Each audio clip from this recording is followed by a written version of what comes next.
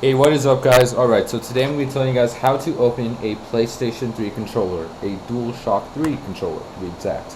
Alright, so you need a couple of tools. You need a Phillips Zero, which is a pretty small screw. If you can't get one of those, you need a screwdriver that's a little smaller than this one, because if it's as big as mine, it scrapes the holes of the PlayStation 3 controller. And you'll need a flathead to help you remove the battery pack. You don't really need one. I actually removed mine with my nails, but this just makes it easier if you're going to be opening and closing this thing a couple of times like I do. Okay, so what you want to do first is you want to open up the screws here. There are 5 screws in total. I don't know if you can see this. There's one here, there's one here, there's another one, third one's here, the fourth one is over here, and the fifth one is right there. Okay, so that's 5 screws in total. I've already opened mine because it's hard as hell to open it with these screws right here. Yeah, I've already opened mine, so I'm good. So once you opened it, pause the video or whatever now.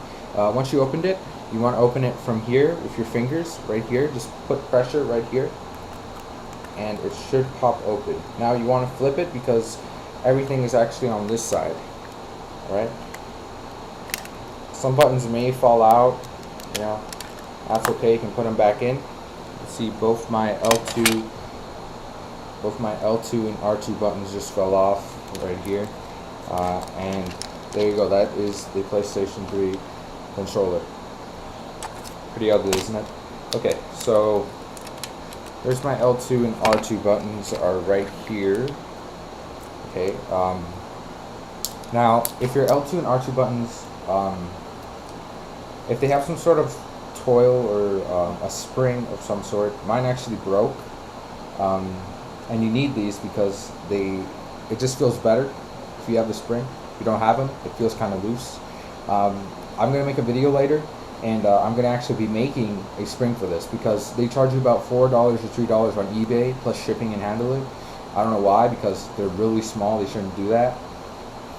Well, the shipping, but you know what I mean. You shouldn't buy something that small just for this problem. I'm going to use a floppy disk to actually make my own, or you can actually use paper clips, anything made of metal basically. And you'll need a flathead to make it exactly like the original. And yeah, so if that was your problem, you know, yeah. If you have any questions about this, just comment below, because mine don't have the little tins on them, whatever you want to call them, the little metal parts. Okay. Secondly, if your button wasn't responding, I actually have my controller on. I don't recommend doing this, but nothing's happened to me really. Just leaving the controller on really, because it's all inside of here. So yeah, as long as you don't destroy the wires or something, you won't get electrified. Mine's actually on, obviously. You can see the little light. So if your button isn't responding, for example, my L2 button wasn't working before, so I opened it. And that wasn't the best idea because obviously I fucked up my springs. So what you want to do is you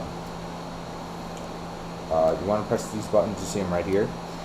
If they don't work, you can try them in the internet browser, because I know L2 and R2 zoom in and zoom out. So just pop up the internet browser and just press them with your finger.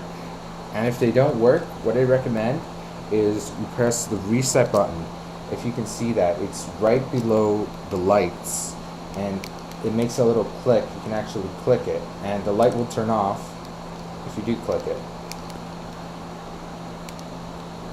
I clicked it. There you go. The light will turn off. You turn it back on, and see if the button works. And just try it again. Mine wasn't working. I pressed the reset button like 4 times. The 4th time it fixed itself. I don't know why. I cleaned it before, so if your L2 or R2 button isn't working, I just like watered it down, just like dried it a bit, and just let it dry by itself a bit, and the L2 button, whatever one it is, started working again. I know it's working now. It's just these L2 R2 buttons aren't don't feel right because they don't have the little what do you call them? The little springs that press it up again. So they're basically just loose. And I don't want to buy another one because these are like $50. Though you can find one on eBay, a new controller, or mostly used ones for $15. I found a new one for 25, but used ones are about 15 on eBay. I might buy one, but yeah, you can find cheap controllers on eBay, used mostly. Okay, so to open, what we're gonna do now is, I just want to tell you guys something here with the vibrators. My vibrators are actually, they've popped off. These little wires. These little wires are the vibrators, which are basically the motors that make the controls vibrate. They actually broke off. With yours, they'll probably be connected, so you have to be really careful with these, because I was just pissed the other day that my controller wasn't working right. The L2 button was just pissing me off. I just had to reset it 4 times to fix itself, but now my L2 and R2 buttons aren't clicking right, but they work at least, so I'm happy. So basically what you have to do now is you're going to open it with these things, even though mine are disconnected. You'll have to open it with the motherboard. Just be really careful. And also there's a screw right there. You can see that right there. There's a screw. There's a little bastard right here, and you need to unscrew it. It's right beside this other glue. It's right under the chip, that black chip under there, and it should come out. Don't worry about mixing this up with your other screws, because I'm using just using a white plastic plate, because it's exactly the same as the ones we opened before. So you can use any screw to put this one back in. So don't worry about mixing it up, because they're all the same. So what you want to do now is you want to take out the battery, or better yet, just take it all out. And probably for you, the best way to take it out would be from here. And I forgot to mention this, but there's these little plastic pieces right on the motors, both of them. 2 little plastic pieces that you have to take off. You just pull them, and you'll hear a little click sound. Make sure they're pulled out right.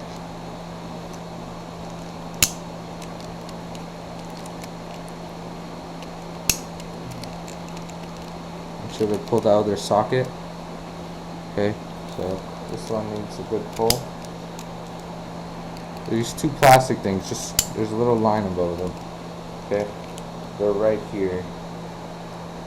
These things right here that look like little hands, right there. You have to pull them out of their little socket, whatever you want to call them. So what you're gonna do is you're gonna pull it out like this. Just pull it out slowly.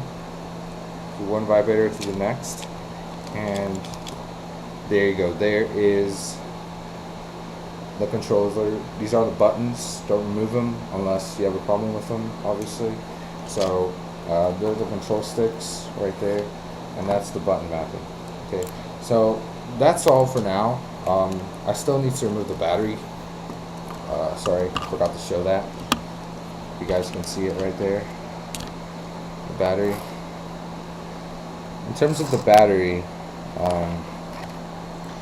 I usually just use a flathead, and I just wiggle it out.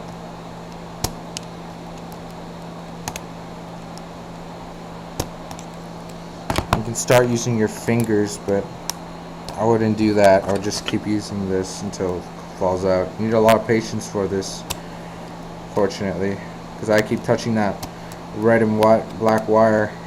I shouldn't do that. It's just that these things really piss me off. This is gonna get really freaking frustrating.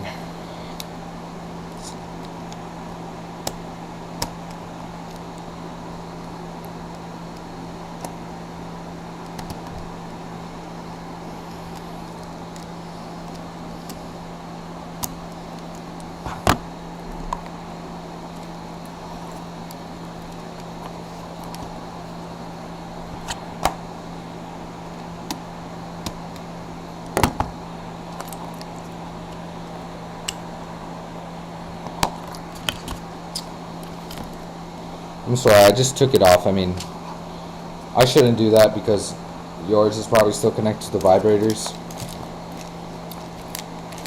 Jeez, this thing is really annoying. You need a lot of patience. I don't have patience right now with this freaking controller. This controller's been pissing me off. Just keep trying to wiggle it out. I mean, I've gone in one try before. It's just I've done it so many times. I don't know why. It's just pissing me the frig off.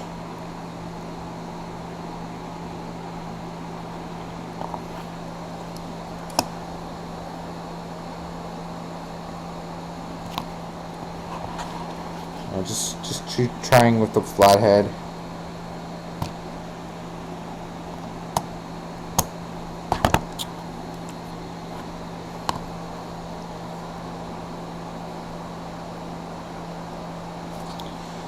Jesus, man.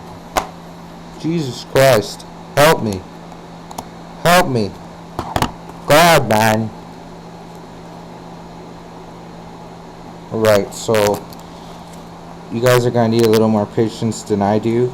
Take this out. I think it's almost out. There we go. Little bitch is out. Okay, so there's the battery pack. I'm sorry, but this is going to be really frustrating to take out. Okay. And believe me, if you're just going to fix the L2 and R2 button, you aren't going to need to do all this. Okay. You're only going to need to open up the controller, and that's about it. Nothing else. And you can work on it from there. I just opened it all up to show you guys how to completely open it. So there's the battery pack. I just used my fingers, my nails. I know you're not going to be able to do that because it's going to be connected to the vibrator, but the vibrator motors, but mine isn't. So, you know, if you guys have any comments or questions, just comment below. I'll be sure to make that video for making your own springs for the L2 and R2 button, because I couldn't find anywhere where to make one. I just heard a guy comment that he used a floppy disk. And my brother actually showed me that there was a screw, there's a little tin that you can actually make with the flathead. You can make your own spring for the L2, R2 buttons. If you guys don't know what I'm talking about, it's your L2 button probably still has it. Unlike mine, I took it off. On the L2, R2 button, there's these little springs. I don't have it on, but it's around here on this L2 button that I'm holding up right now. There's this little spring, or this little yeah, there's this little spring that's right here. Okay, so make sure when you're putting it back in, the spring, there's one spring facing here, it's facing inside, and there's another spring pointing out, and it should go right under the L1 or R1 button. And there you go, there's your spring fix. And to make a spring, I'll probably make a video for it. So just comment if you have any questions, and I hope this helped you guys.